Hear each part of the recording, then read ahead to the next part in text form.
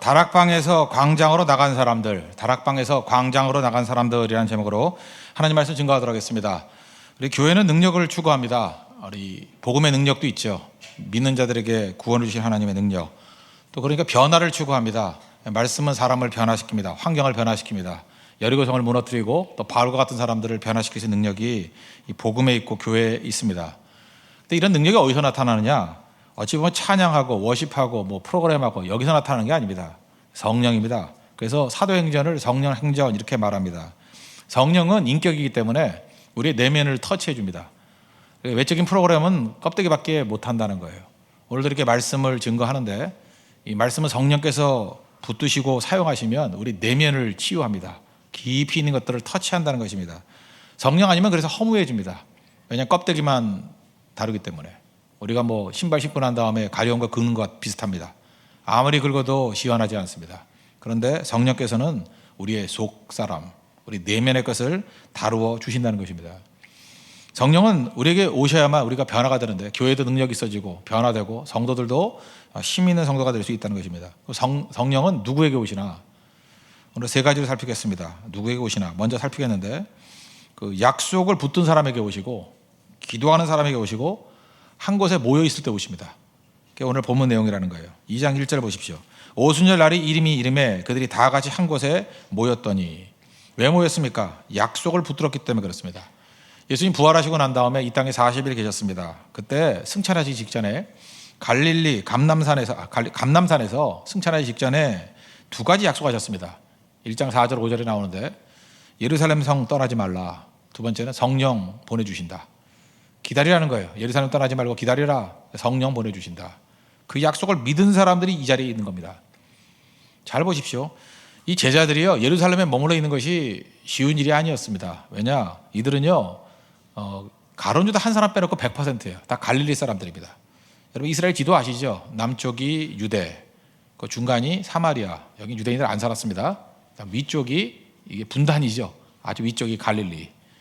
그런데 여기도 급수가 있었던 것 같아요. 유대 사람들은 조금 이렇게 품위 있게 믿는 사람들, 갈릴리는 약간 2등 시민들, 2등 신앙인들 이렇게 보였던 것 같습니다. 그래서 성경에 이런 표현이 있어요. 그 예수님에 대한 표현일 수도 있지만 나사렛에서 무슨 선한 것이 나와 이런 표현들. 이 나사렛의 장소라기보다는 갈릴리를 표현하는 거예요. 갈릴리에서 무슨 인물이 나와 경멸에 대한 겁니다. 그래서 성경에 보니까 갈릴리를 이방의 갈릴리. 이방이 아니잖아요. 이방이 아닌데 이방같이 취급한다 그런 뜻이에요. 그래서 이방의 갈릴리 이렇게 묘사를 했다는 것입니다. 갈릴리 사람들입니다. 예수님도 갈릴리 사람이었잖아요. 그래서 예루살렘에서 십자가에 못 박혀 죽었습니다. 분위기 안 좋습니다. 그리고 갈릴리 사람들은 사투리도 좀 있었던 것 같아요. 발음이라는 걸 보면 갈릴리 사람인지 아닌지를 알 수 있는 그런 상황이었습니다. 예수님 승천하셨습니다. 어디가 마음 편해요? 고향으로 가는 겁니다. 동지들이 있는 곳, 그죠? 정서가 비슷한 곳. 갈릴리를 가야 정상이에요. 예수님도 승천하셨잖아요. 그런데 이들이 갈릴리에 안 가고 예루살렘에 머물러서 마가의 다락방에서 열흘 동안 기도할 수 있었던 이유가 무엇입니까? 딱 한 가지예요. 약속 때문에. 그래서 우리가 본능으로 살면 안 됩니다. 느낌으로 살면 안 돼요. 내가 가고 싶은 거, 내가 편안한 거 가다 보면요, 사명 저버리고 엉뚱한 데 가 있을 가능성이 크다라는 거예요. 여러분 마찬가지 아니에요. 새벽에도 내가 깨면 가겠다 그러면 다 누가 깨요? 자지. 그죠? 그렇지만 약속 붙들고 새벽에 약속 붙들고 일어나야겠다 하는 사람은 그 자리를 떠나지 않는 거예요. 약속이 주관하는 인생이 돼야 된다는 것입니다. 부활의 주님께서 떠나지 말라 그래서 안 떠나는 거예요. 그거 하나예요. 기다리라 그러니까 기다리는 거예요. 누구에게 성령이 임합니까? 약속 붙든 사람에게 임한다는 것입니다. 여러분 그래서 성령 충만한 사람들은 무조건입니다. 약속이 있어야 돼요. 여러분 약속이 있으십니까? 내게 주신 사명에 대한 약속이 있으십니까? 하나님이 나를 사용한다는 약속이 있으십니까? 그 약속 붙들고 서 있어야 승리할 수 있다는 것입니다. 그래서 감남산에서 안식일에 갈 거리라 그랬죠. 안식일에 갈 거리는 1.1km입니다. 그거 이상 걸어가면 1이라 그래서 못 걸었어요. 그런데 해프 마일 0.8km예요. 15분 정도 되는 거리입니다. 감남산에 내려와서 15분 걷자마자 마가의 다락방에 들어가서 곧장 기도 시작했습니다. 그죠? 온전히 기도에 힘썼다는 거예요. 완전히 집중적인 기도에 힘썼다는 것입니다. 10일이에요. 10일 동안 간절히 간구했을 때 주의 성령이 임재했죠. 잊지 마십시오. 약속이 있는 사람만이 성령이 임합니다. 그냥 어쩌다 성령이 임하는 게 아니에요. 약속 붙든 사람에게 성령이 임한다는 것입니다. 두 번째 조건이 무엇입니까? 약속 붙들고 기도할 때예요. 모여서 뭐 했습니까? 기도했다라는 거예요. 기도가 뭡니까? 누가 기도하죠? 기도는 목마름이에요. 목마름이 있는 사람이 기도하는 것입니다. 구하는 자에게 오시는 거예요. 예수님께서 누가복음 11장 13절, 특별히 뭐 구하라 그러면 주실 것이요 이렇게 나오는 마태복음 7장 7절도 있지만 누가복음 11장에 병행 구절이 있지 않습니까? 그때는 구하는 자에게 구하는 걸 주지 않으니까 좋은 것을 주신다. 이게 마태복음의 시각이고, 그 다음에 누가복음 11장 13절을 보니까 구하는 자에게 아버지께서 성령을 주시지 않겠느냐. 좋은 게 뭐예요? 성령이라는 거예요. 성령. 구하는 자에게 성령을 주시지 않겠느냐. 그러니까 성령에 대한 목마름을 가지고 기도하는 자에게 주신다는 것입니다. 여러분, 이 땅에서 목마른 자, 의에 줄이고 목마른 자, 목마른 게 좋은 겁니다. 여러분, 내가 목말라 하는 것을 체험받습니다. 근데 어떤 목마름이 있으라고요? 성령에 대한 목마름이 있어야 돼요. 교회는요, 지금 채워지든 안 채워지든 간에 우리가 이 상태로는 안 됩니다. 성령을 부어주십시오. 성령의 임재가 있기를 원합니다. 성도들 이렇게 맹송맹송해서는 안 됩니다. 주님, 성령의 기름 부음, 성령의 붙들림 받기를 원합니다. 그래야 된다는 거예요. 목사도 마찬가지입니다. 말씀 증거할 때 성령의 기름 부음이 있지 아니하면 그거는 헛된 것이 될 수 있습니다. 무력한 것이 될 수밖에 없다는 거예요. 성령을 목말라 하면서 구해야 된다는 거예요. 목마르면 구하게 돼 있습니다. 가장 목마른 거 구하자. 너 뭘 원하느냐 그러면 구하는 내용이 목마른 거 아닙니까? 그래서 주어지기 이전에 꼭 가져야 될 게 뭐냐면 성령에 대한 목마름이 있어야 돼요. 의에 줄이고 목마른 거, 성령에 줄이고 목마른 거. 그럴 때 채워 주신다는 것입니다. 그리고 세 번째 조건이 뭐예요? 한 곳에 모였다는 것입니다. 홀로 있는 게 아니었다는 거예요. 함께 모였을 때. 그래서 특별 새벽 기도회나 이런 게 되게 중요한 거죠. 함께 모였을 때. 1886년에 헐먼산에 대부흥이 일어났다 그랬죠. 학생 자원자 운동, Student Volunteer Movement, SVM이라고 그러는 어마어마한 일이 벌어졌습니다. 200명의 젊은이들이 모였는데 100% 변화됐어요. 성령 충만함을 다 받았어요. 그리고 100명이 선교사로 나가게 됐습니다. 그중에 몇 명은 우리나라까지 왔어요. 그러다 이유가 뭐예요? 한 달 동안 모여서 기도했기 때문에. 한 달입니다. 굉장히 오랜 시간이죠. 한 달 동안. 그때 모여서 기도할 때 이런 놀라운 일이 벌어지게 되었다는 것입니다. 마태복음 18장 20절 보니까 두세 사람이 내 이름으로 모인 곳에는 나도 그들 중에 있느니라. 모이는 게 얼마나 중요한지 아시겠죠? 모여서 기도하는 거예요. 그때 폭발이 나타납니다. 그러면서 옆에 있는 형제자매가 우리에게 굉장히 중요한 거예요. 홀로 기도하는 것보다 모여 기도할 때 능력이 있습니다. 두세 사람이 모여서 기도할 때 이 정도인데 200명이 모여서 기도할 때 얼마나 큰 일이 벌어졌겠습니까? 한 세기를 바꿔버렸어요. 100년을 바꿔버렸다고요. 우리도 그 모임이 있어야 된다는 것입니다. 모여서 기도해야 돼요. 그럴 때 성령이 임재한다는 것입니다. 마귀가 하는 일은 뭐예요? 성도가 모여서 기도하는 것이 얼마나 강력한 힘이 있는지를 압니다. 못 모이게 만들어요. 구조적으로. 저는 지금도 그래요. 열흘 동안 성도들이 모여서 간절히 기도하면 똑같은 일이 벌어진다고 생각합니다. 역사가 벌어져요. 근데 구조적으로 못 모이게 만들잖아요. 직장에서 못 모이고 학생들 못 모이고 어떤 조건이든 여러분 보세요. 옛날에는 부흥회라 그러면요 보통 4박 5일 했습니다. 4박 5일, 5박 6일. 월요일날 시작하면 주일 저녁에 시작하면 토요일날 끝났어요. 5박 6일 굉장히 많이 했습니다. 지금 그렇게 못하죠. 다 바쁘잖아요. 다. 어떻게 마귀가 구조로 우리를 압박하고 있는지도 모르겠습니다. 그런데 이겨낼 수 있는 방법이 뭐라 그랬어요? 워런 버핏, 버리는 지혜.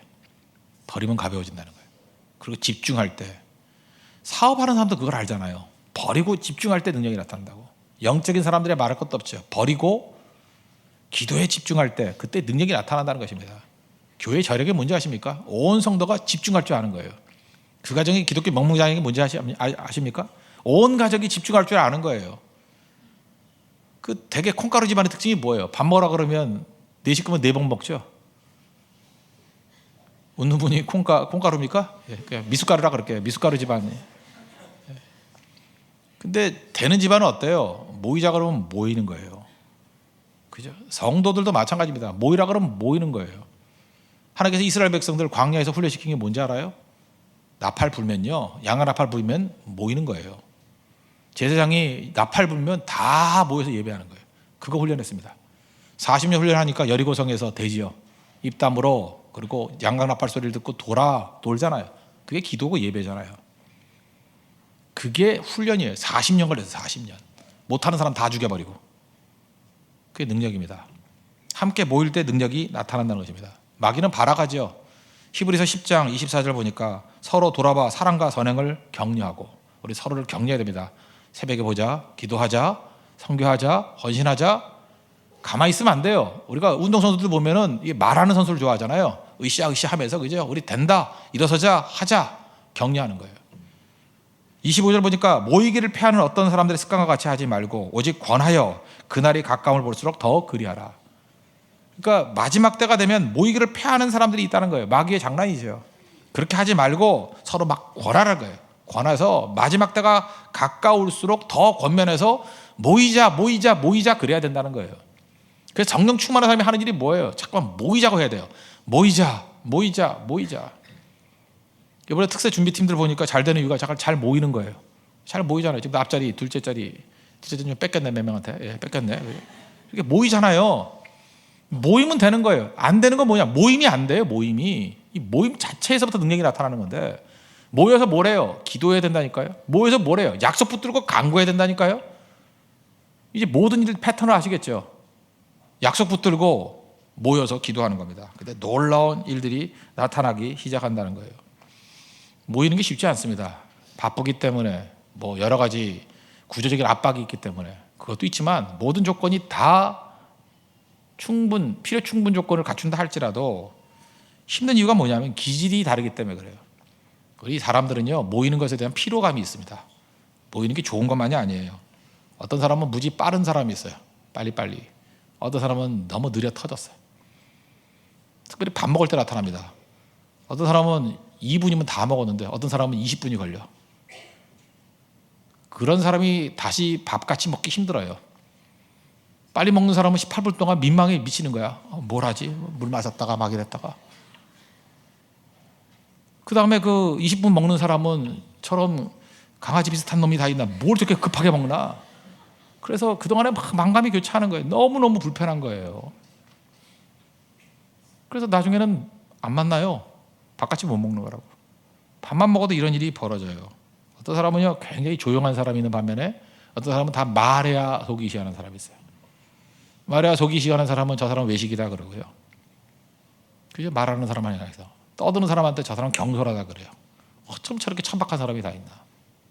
그런 사람이 다시 만나서 어떤 일 하기 쉽지 않습니다. 어떤 사람은 직설적으로 때리는 사람이에요. 싫어, 좋아, 뭐 이렇게 금방금방 말해요. 사람이 뒤끝이 없어야지 막 이래요. 어떤 사람은 그걸 굉장히 무례하다고 생각해요. 완곡한 표현을 합니다. 완곡한 표현. 싫어를 싫다 그러지 않냐고 다음에 했으면 좋겠습니다. 뭐 이렇게 표현하는 사람이 있어요. 그렇게 표현 안 하는 사람들이 서로 안 맞잖아요. 서로에게 상처가 된다고요. 하나는 답답해 미치고 하나는 상처 입어서 힘들어지는 거예요. 그래서 모이는 거는 정말 힘들다는 것입니다. 그래서인데요, 모이는 게 쉽지 않아요. 그래서 모이면 성령의 임재가 있어야 돼요. 그래서 용광로 같이 서로를 녹이는 부분이 있는 거예요. 서로 다른 게 보이는 게 아니라 성령 안에서 받은 은혜의 크기가 커지면 그 모든 것을 다 상쇄하고도 남는다니까요. 원래 남녀지간에도 마찬가지예요. 하나도 안 맞아요. 하나도 안 맞는데 어떻게 사는지 알아요? 눈에 뭐가 씌어서 사는 거예요. 그걸 사랑이라고 하잖아요. 사랑하면요 다 극복해요. 나는 지금도 이해 못해. 저렇게 냄새나는 여자가 어떻게 사나. 근데 살아요. 그 남자는 그게 향긋하대. 난 옆에도 못 가겠는데. 그죠? 그거 어떡합니까 그거. 내가 볼 때 되게 못생겼는데 예쁘대. 저 미친놈 아닌가? 예쁘대요. 그렇게 사는 거예요. 뭐예요? 사랑이라는 그 세례가 부어지면 된다고요. 교회 마찬가지입니다. 성령 떠난, 성령의 역사가 없는 교회는요, 아무리 모여서 우리는 사랑의 띠로 하나가 되었습니다. 예수 안에 우리는 한 가죠. 그 목에서 피가 터질도록 불러도 하나 안 돼요. 근데 성령의 임재가 있을 때 비로소 녹는 거예요. 하나가 되는 거예요. 그래서 성령의 임재는 언제 있느냐? 약속 붙들고 모여서 기도할 때예요. 우리 가운데 이런 성령의 역사가 있는 하나님의 거룩한 백성들 되길 바랍니다. 성령의 임재가 있으면 어떤 현상이 벌어지냐? 이것도 세 가지 살피겠습니다. 첫째는 바람 같은 소리가 있다 그랬습니다. 2절, 호련히 하늘로부터 급하고 강한 바람 같은 소리가 있어 그들이 앉은 온 집에 가득하며. 성령을 묘사할 때 성경은 여러 차례 바람 같다라고 묘사를 해요. 이거 요한복음 3장에도 나오죠. 니고데모에게 예수님 오셔가지고 뭐 네가 거듭나지 않으면 하늘나님 나라에 들어갈 수 없다 그랬더니 니고데모가 좀 이상한 소리 하죠. 뭐 내가 늙었는데 뭐 엄마 뱃속에 또 들어가요. 참 한심한 소리 하죠. 그때 예수님이 뭐라 그래요? 네가 거듭나야 된다는 말을 못 알아듣는구나. 바람이 임의로 불매. 바람 알지? 그 소리는 들어도 어디서 왔는지 어디로 가는지 잘 모르지. 성령으로 난 사람도 그런 거야. 그러니까 성령으로 다시 났다. 그게 거듭남인데 그런 거야 라고 예수님이 설명해 주잖아요. 그래서 성령을 비유할 때 바람으로 비유합니다. 바람의 특징은 뭐예요? 분명히 영향은 느껴요. 있어요. 바람 불고 있잖아요. 어제도 바람 되게 시원했는데 몰라요? 바람이 불면 느껴요. 아 시원하다. 뭐 어떤 춥다. 뭐 더운 바람이다. 바람은 느껴져요. 보이진 않아요. 성령이 그렇다는 거예요. 그 제일 바보는 뭐냐면 성령을 보여달라고 그러는 거예요. 바람은 어떻게 보여줘요? 성령을 보여줄 수는 없지만 느낄 수는 있어요. 그래서 이게 전달이 잘 안 되는 거야. 교회에 성령의 바람이 불면 다 느껴요. 예배 드린 사람은 성령의 바람을 느껴요. 아 성령이 역사하시는구나. 그런데 보여달라고 그러면 못 보여줘요. 그래서 뭐 인터넷 설교 듣는 사람은 잘 몰라요. 그거를 성령의 바람 잘 몰라요. 뭐 있는가 보다 이렇게 상상만 할 뿐이지. 근데 현장에서 이렇게 역사하시는 성령이 꿈틀대는 바람은 현장에서 있는 거예요. 현장에서. 그래서 현장이 굉장히 중요한 거죠. 성령은 바람이라는 거예요. 바람. 바람은 보이지 않는데 이 어떤 때 생명을 모아주게 돼요. 이스라엘 백성들이 먹을 게 없어가지고 메추라기 달라, 뭐 먹을 거 달라 그럴 때 메추라기 모아줄 때 민수기 11장 31절 보니까 바람이 여호와에게서 나와. 그러니까 바람의 출처가 어디예요? 여호와 하나님께부터 바람이 나와서 바다로부터 메추라기들을 몰아서 왔어요. 몰아서 이렇게 바람으로 몰아가지고 막 몰아가지고 두 깊이 밑에 90cm 정도의 날개 만들었어요. 그래서 다 잡아먹었어요. 저는 동일한 일이 가능하다고 생각합니다. 성령이 임재하면요 바람이 불어요. 바람이 불어서 이게 모아줘요. 바람이 불어서 우리 보이진 않는데 역사가 있어요. 이게 지금 뭔가 하나님이 하시는구나. 성령이 바람이 불어야 돼요. 성령은 바람같이 일하시는 분이라는 것입니다. 그래서 바람 같은 소리 그랬잖아. 이거는 뭐 마찬가지죠. 여리고성 무너뜨리는 게 뭐로 무너뜨렸어요? 소리로 무너뜨렸잖아요. 바람. 제가 미국 남부 얘기했죠. 토네이도 한번 지나가면요 다 바뀌어버려요. 지도가 바뀌어요. 지도가. 인간의 힘으로 되는 게 아닙니다. 하나님께서 한번 가면요 이 답답한 게 다 바뀌어버려요. 우리나라에도 뭐 녹조 현상 그런 거 있었죠. 그 남해안에 태풍 한번 오면은 바닷물이 뒤집혀요. 우리 가운데 오염되어 있는 것들, 답답한 것들, 성령의 바람이 한번 불면 싹 변화된다는 거예요. 일단 내 자신에게 바람이 좀 불어야 되지 않겠어요? 주님 성령으로 내 바람 가운데 바람이 불어서 내 속에 변화되게 시켜주십시오. 우리 교회 바람이 불어야 될 거 아니에요? 날려주십시오. 우리 가정 가운데 바람 불어주십시오. 그럼 일어나요. 신선한 바람 불면요 사람들이 다 죽었다가 살아난다는 것입니다. 여러분 인생 가운데 성령의 바람이 있는 인생 되기를 바랍니다. 바람의 딸 되십시오. 바람 난 사람 되지 말고 바람의 딸 되십시오. 바람의 아들 되십시오. 바람의 아들. 그래서 성령의 바람과 함께 일하는 종이 되면 저 사람은 홀로 가는 게 아니야. 무슨 강력한 바람 같은 힘을 가지고 일하는 사람이야. 그게 성령의 사람이에요. 무슨 일 하든지 성령과 함께 일하는 믿음의 종 되기를 바랍니다. 여러 여건을 보세요. 고성선교 이게 쉽지 않아요. 대만 선교 지금 환경적으로 쉽지 않아요. 그래서 어려운 게 중요한 거예요. 그래서 기도하는 거예요. 기도해서 성령의 능력으로 성령의 바람과 함께 일하는 거예요. 제발 이렇게 노동력으로 일하지 마십시오. 성령의 바람과 함께 일해야 돼요. 바람같이 일해야 돼요. 바람같이. 성령이 함께하는 사람의 특징이라고요. 그러기 위해서 해야 될 일이 뭐예요? 많이 엎드리는 거예요. 많이. 오래 엎드리는 거예요. 그때 능력이 나타납니다. 바람과 같은 성령과 함께 일할 수 있는 믿음의 종 되기를 바랍니다. 두 번째는 불의 혀라 그랬거든요. 3절 마치 불의 혀처럼 갈라지는 것들이 그들에게 보여 각 사람 위에 하나씩 임하여 있더니 불도요 이게 보면은 불이라고 다 불이 아니죠. 아주 강력한 불이 있으면 파란 불이 돼요. 잡불이 아니라는 거예요. 잡불이 아니고 성령의 불은 파란 불 그런 거예요. 모든 것을 태우는 불.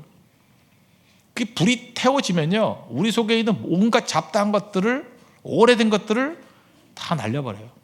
이거는 완전 연소되는 불이에요. 연소시키는 불. 하나님은 그래서 소멸하는 불 그러잖아요. 연소시키는 불. 우리 안에 저주가 있죠. 성령의 불이 임하면요 저주가 날아가 버려요. 다 태워져 버려요. 우리 가운데 절망이 있죠. 열등감이 있죠. 그냥 오랫동안 갖고 있는 그 답답한 것이 있어요. 그때 성령의 불이 임하면요 그 모든 걸 다 태워버린다고. 그 성령의 능력을 의지해야 됩니다. 그래서 불과 같은 성령이 임해야 우리 정화가 돼요. 깨끗해진다고. 100여 년 전에 우리나라에 복음이 들어왔습니다. 복음이 들어올 때 우리나라 어떤 나라였어요? 신문사회 양방 쌍론 그래가지고 여러분 신기하지 않아요? 신분 사회가 이렇게 갑자기 무너진 나라가 있어요? 네팔도 가보면요, 거기 카스트가 그대로 남아 있어요. 브라만이 있고요, 크샤트리아가 있고, 바이샤가 있고, 거기 그대로 있어요 지금. 수드라, 언터처블 그대로 있다고. 그 법적으로는 자유화 됐어요. 근데 안 돼요. 그 이유가 뭐냐면 이름에 남아 있대. 이름에. 예를 들어서 돌쇠야 그러면 이분이 영의정이겠어요? 머슴이겠어요? 몰라요? 춘심이 그러면 얘가 귀부인이겠어요? 시다발이겠어요? 그 우린 이름 들으면 다 알잖아요. 근데 인도하고 네팔을 갔더니 이름 들으면 안 돼요. 이름 딱 보면 이게 브라만인지, 이름만 딱 들으면 이게 쿠샤트리아인지 이게 바이샤인지 그냥 안 돼요. 그러니까 우리는 모르죠 뭐. 근데 제가 만난 사람 중에 딱 한 사람 정도만, 한 사람, 그것도 난 브라만인지 할때 브라만 아니더라고. 브라만 아니고 쿠샤트리아 정도고, 나머지 우리 목사님들은 다 바이샤 계통이에요. 그게 세 번째 계급들 주로 그렇더라고요. 그러니까 그게 안 깨져요. 그게 쉽게 깨지는 게 아니라니까요. 일본만 해도 지금도 왕족 있고 뭐 귀족 있고 다 있잖아요. 영국만 해도 다 있잖아요. 지금도 뭐 형식적으로 해도 뭐 공작, 뭐 후작, 백작 다 있잖아요. 근데 우리나라에 있어요 그게? 지금 있습니까? 다 양반이래. 우리 그 이름에서 흔적을 찾을 수 있어요? 찾을 수 있냐고? 없죠. 이렇게 된 게 제가 볼 때 하나님의 은혜예요. 이건 불의해예요. 불의혀. 정말 말끔히 태워버렸어. 말끔히 다 태워가지고. 저는 이렇게 생각해요. 일제시대 한국전쟁, 이게 우리가 나쁜 것만 아니었어요. 그런 민족의 고난을 통해서, 고난의 불을 통해서요, 200년 300년이 돼도 없어지지 않을 그런 신분 사회를 완전히 다 날려버렸어. 사회 기반을 다 뒤집어 버려가지고. 제가 어렸을 때까지만 해도요, 제 나이 또래에서 어렸어요. 그러니까 한 30년 40년밖에 안 되는 거죠. 어렸을 때만 해도 어떤 집이 돈이 좀 있어. 돈이 좀 있는데 저 집안이 안 좋아. 옛날에 머슴 집안이었어. 그럼 결혼 안 시켰어요. 아무리 큰 부자라도. 그러다가 한 10년 정도 더 지나고 난 다음에 어느 순간인가 싹 사라져 버리더라고. 이제는 우리 신분사회 아니에요. 완전히 다 바뀌었어요. 이게 불의해요. 신분을 날려버릴 수 있는 능력. 옛날에 서양 사람들 양귀라 그랬잖아요. 서양 귀신. 그래서 손도 안 대는데 그들이 복음 들고 왔던 것이 우리의 모든 걸 다 바꿔버렸잖아요. 여러분, 한글을 지금 쓰고 있지 않습니까? 한글이 우리나라의 뿌리를 내릴 수 있는 제일 큰 기여를 했던 게 교회입니다. 한글은 원래 여자들 글이라 그랬잖아요. 암클이라 그래가지고 쓰긴 썼어요. 근데 여자들만 썼어요. 남자들은 창피해서 안 썼어. 그런데 한글을 가지고 사상을 담은 최초가 성경이에요. 한글은 그냥 일상 용어를 담은 거지 사상을 담은 적이 없어요. 근데 사상을 담았던 유일한 게 성경이라고. 그래서 성경 용어에서 고귀한 얘기가 다 나왔어요. 성경에서 쓰는 단어들이 다 우리 한글의 고귀한 단어가 다 돼버렸다고. 그게 주시경 선생의 해석이에요. 한글이, 기독교가 한글에 미친 영향, 글을 살려서 글을. 우리 한글이 이렇게 든든하게 섰던 이유는 둘이에요. 세종대왕과 성경이에요. 사실은 세종대왕은 뭐 자기가 했겠나, 시다발이 밑에 시켰겠지, 그죠?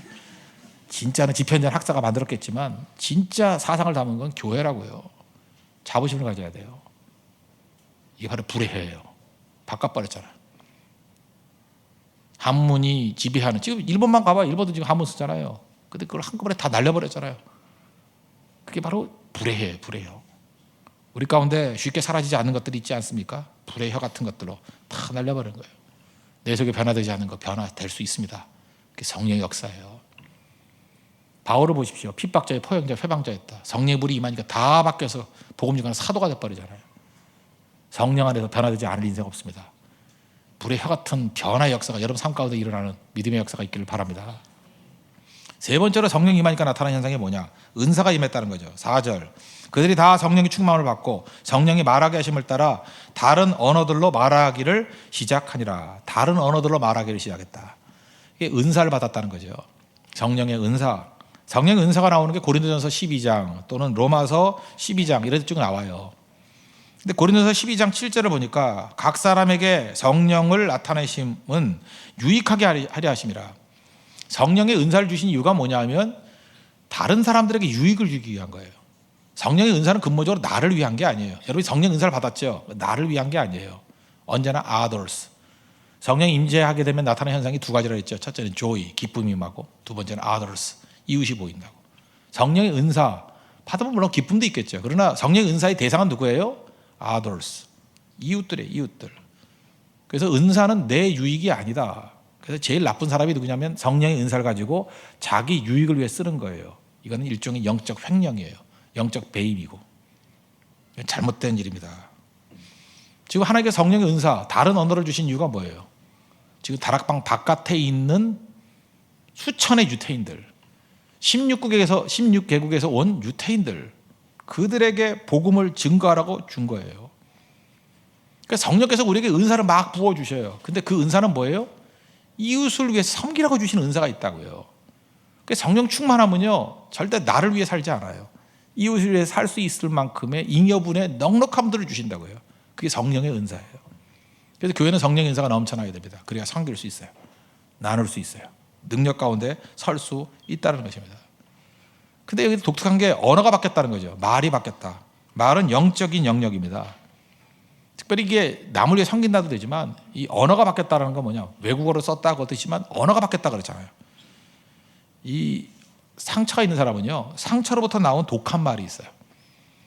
그래서 이렇게 인간관계 잘 못 맺는 사람은 속에 상처가 있어서 그래요. 말 잘하다가 마지막에 한마디 탁 하는데 그게 아파. 말이 아파요. 그 상처에서 나온 말이에요. 또 어떤 사람 말하면 그 사람만 말만 하면 분열이 일어나. 말이 선악과거든요. 하여튼 그 사람 말만 들으면은 선과 악이 쫙 갈라져. 그런 사람이 있어요. 그 다음에 그 사람 말만 하면 하여튼 누구는 악인을 만들어. 그게 죄악에서 나오는 거거든요. 어떤 사람은 약점 얘기하고 뭐 이런 것들. 그런데 이게 말이 병들었기 때문에 그래요. 속이 병들으니까 말이 병든 거예요. 언어가 병든 거예요. 근데 성령이 임재하게 되면 은혜 받은 특징이 뭔지 알아요? 말이 변하는 거예요.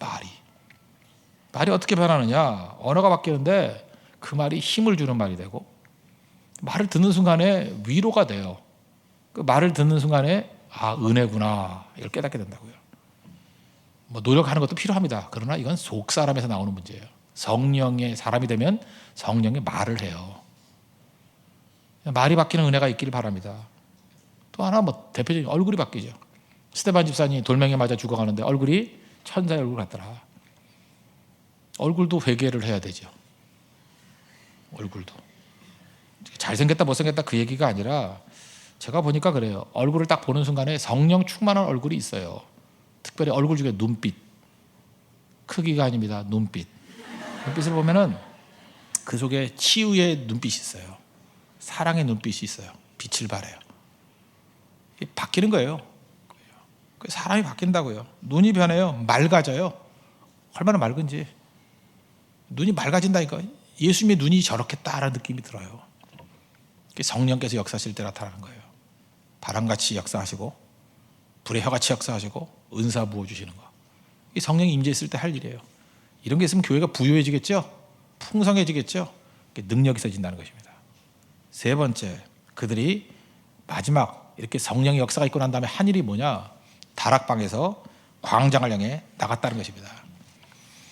오늘 본문 사실은 뭐 5절부터 쭉 보면 되는데 뭐 요약하면 12절 13절을 보겠어요. 5절부터 13절까지인데 12절 13절만 읽겠습니다. 다 놀라며 당황하여 서로 이르되 이 어찌 된 일이냐 하며, 또 어떤 이들은 조롱하여 이르되 그들이 새술에 취하였다 하더라. 이 사람들이 성령 충만해 나가서 16개국으로 막 말씀을 증거하니까 어안이 벙벙했어요. 저 사람들 이상하다. 영단기 다니지도 않았는데 어떻게 영어를 저렇게 잘하지? 이열산 다니지도 않는데 중국어를 하네. 뭐 이런 식이에요. 그죠? 어디서 배웠지? 언어를? 어디서 배웠지? 그랬단 거예요. 어찌된 일이야? 그때 어떤 사람이 저거 새 술에 취한 거야. 아니, 술에 취해서 외국어를 할 수 있으면 나도 술 마시고 싶은데? 말이 안 되지? 그죠? 이게 혀가 꼬이는 거지 외국어가 나오는 건 아니잖아요. 그래서 사람들이 충격받았어요. 충격을 팍팍팍 받았다고요. 근데 이 일이 언제 벌어졌냐?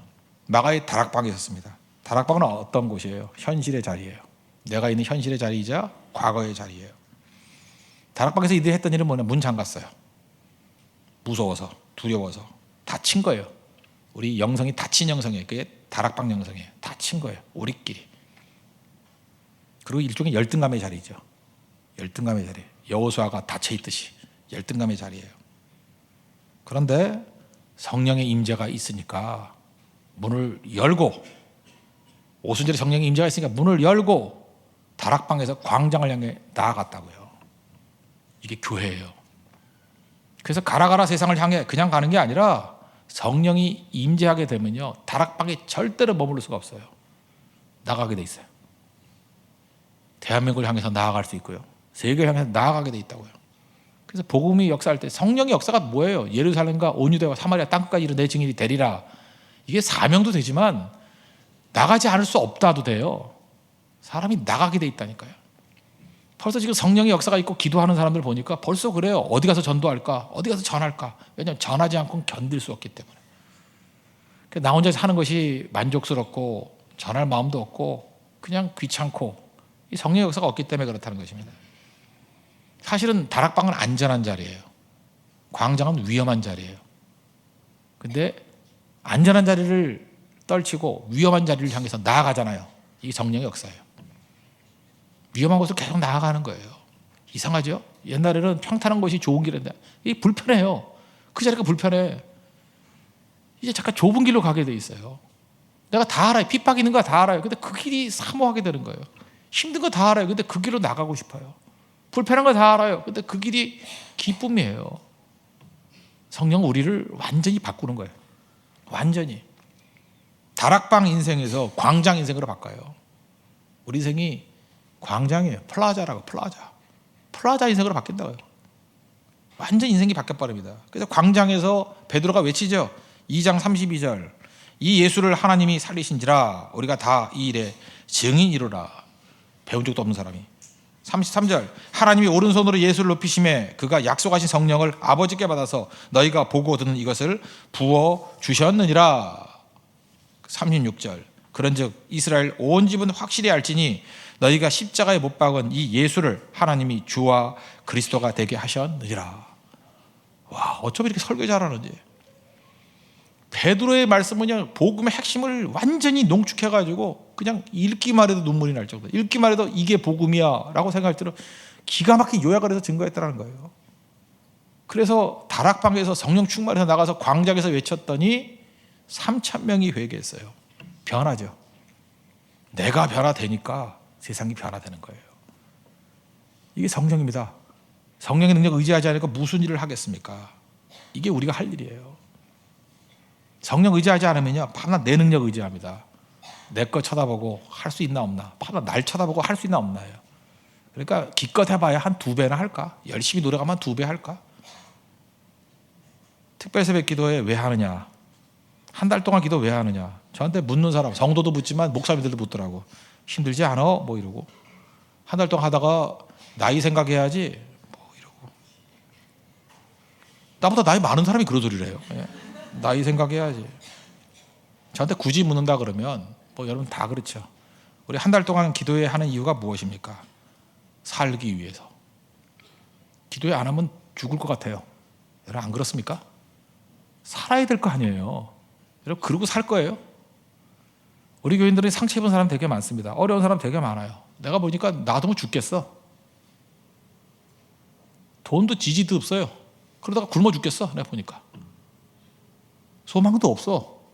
나이는 찼는데 뭐 만날 사람도 없어. 맨날 나한테만 연락하고. 그러다 죽겠어. 죽겠어요 진짜. 뭐 공부도 못해요. 하나를 들으면 10개를 헷갈려. 나도 뭐 죽겠어요.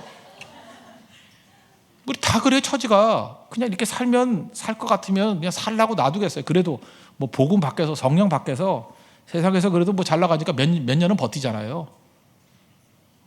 근데 우린 그럴 수 없는 존재예요. 살기 위해서 죽을 것 같아요. 진짜 그래. 제 자신이 죽을 것 같고 우리 성도들을 바라봐도 그냥 죽을 것 같아요. 그래서 기도해야 돼요.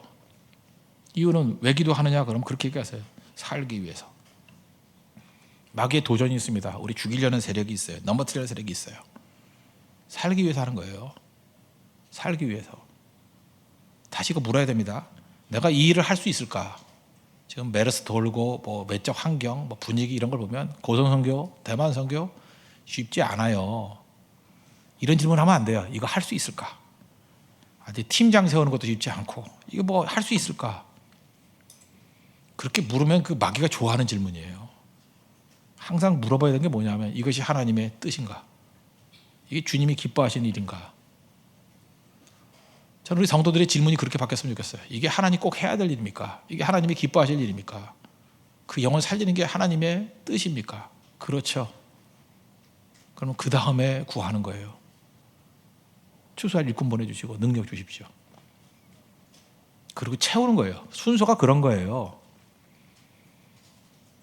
준비팀들 생각이 바뀌어야 돼요. 나 고성 준비팀이 아직까지는 이제 시작이라서 약간은 이제 복음서의 제자들 같은 느낌이 있어. 기도는 지지도 안 하고 앉아가지고 맨날 분석만 해. 아직 힘든데요, 뭐 어려운데요. 그냥 죽이고 싶어요, 그냥. 그런 질문이 아니고 이것이 주님의 뜻입니까? 장난이 아니에요, 진짜. 이게 하나님의 기쁨입니까? 그럼 그걸 전제로 해서 구해야죠. 구하고 동역자를 구해야죠. 그리고 하나님 앞에 구해야죠. 하나님, 이것이 하나님의 뜻이라 그러면 보내주시옵소서. 그리고 더 헌신해야죠. 내 생명 걸어야죠. 그때 인재가 나오는 거예요. 거기서 능력이 나오는 거라고. 우리 교회가 사람이 할 수 있는 일, 그냥 힘이 100쯤 되는데 이번에 고성성교는 한 널널하게 한 50쯤 쓰면 넉넉이 돼요. 우리 뭐 힘 많으니까 그냥 가볍게 합시다. 이게 복이 아니고, 하나님 우리가 가지고 있는 힘은 10밖에 없습니다. 근데 우리가 감당해야 될 것이 100입니다. 어찌합니까? 거기서 목마름이 있는 거예요. 안 되거든요. 목마름이. 거기서 기도가 나오는 거예요. 내 힘으로 안 되잖아요. 성령이 바람 불어주셔야 되는 거예요. 변화 안 되거든요. 다들 뭐 한다는 소리가 유럽 여행 간다 그러고 고성경을 왜 가냐 그러고 장난들 그래요. 뭐 GS25에 가긴 갈 거야. 뭐 콜라 사 먹으러 뭐 이렇게 얘기하고 속 터지죠. 속 안 터져요? 그냥 콜라병으로 내리치고 싶은 마음도 있고 그래요. 내가 어디 유럽을 가? 그때 여러분들이 이를 악물고 기도하셔야 돼요. 하나님 저 강박한 저 심령이 변화돼서 고성의 팀장 되게 해주세요. 변화된다고요 진짜. 다리가 부러져서도 올 거라고. 다리 부러져 못 가잖아. 그죠? 올 거라고. 휠체어 타고 올 거라고. 그 마음 먹고 목마름 갖고 기도하면요 안 될 게 없어요. 안 될 게. 목마름이세요. 여러분들 지금 고3 자녀들 두고 있는 부모님들 얼마나 목말라요. 목마르니까 기도가 나오잖아요. 우리 자녀 어떡합니까? 길 열어주십시오. 목마름이 나쁜 게 아니죠. 우리 언제나 목마름 주시는 거예요. 거기서 하나님이 그때 만나는 거예요. 입시날 제가 얘기했잖아요. 어머니가 우리 아침부터 저녁까지 1교시는 1교시에 맞춰 기도하고 2교시는 2교시에 맞춰 기도하고 그렇게 8시간 9시간씩 기도하는 거 자식이니까 평생 한 번 하는 거예요. 평생 한 번. 재수하면 물론 2번 할 수도 있고. 난 아직까지 결혼해달라고 그렇게 8시간 기도하는 부모 못 봤어요. 취업시켜달라고 8시간 기도하는 시간 못 봤어요. 근데 우리 한국에 주신 축복이에요. 입시 때만 되면 그렇게 목마름이 생겨. 그래서 대학 붙고 안 붙고는 둘째 치고 간에 그 목마름을 가지고 자식을 위해서 그렇게 마음껏 기도했는데 그날밖에 더 있냐고. 부모들이 자녀에게 뭐 해줬다고요? 돈 대준 게 해준 거예요? 자녀를 위해서 눈물 빼 기도한 게 진짜 해준 거지. 하나님께서 하도 자녀들을 위해서 제대로 안 하니까 이때라도 한번 눈물 뿌려 기도해보라는 거예요. 간절히 기도하다가 어떤 분은 입시 놓고 기도하다가 자녀 인생 놓고 기도하다가 통곡하는 분을 봤어요. 내가 못된 엄마였다고. 기도도 안 하는 세속적인 엄마였다고. 이게 엄마 맞냐고. 하나님 맡겨주신 자녀를 이렇게 망쳐놨다고. 목마름이에요. 목마름. 그 문제 해결이 하나님의 뜻이 아니라고요. 목마름을 통해서 기도할 때 성령 보내주십니다. 그리고 성령의 사람 되게 만든다는 거예요. 그래서 내가 상상도 못했던 더 넓은 영역의 일들을 감당하게 만드십니다. 그게 하나님의 백성들이 걸어가는 길이에요. 내일부터 새벽 기도를 통해서 하나님 앞에 기도하는 종들 되기를 원합니다. 무슨 일하든 기도 없이 하면 엉터리입니다. 아무 소망 없다는 거예요. 성령의 바람이 불고 성령의 불이 불타오르고 성령의 은사로 말미암아 많은 사람들을 섬길 수 있는, 그래서 다락방이 아니라 광장에서 외치는 자의 모습으로 서는 하나님의 거룩한 종 되기를 축원합니다. 모두 자리에서 일어나겠습니다. 부흥 2000 찬양하겠습니다. 오소서 진리의 성령님.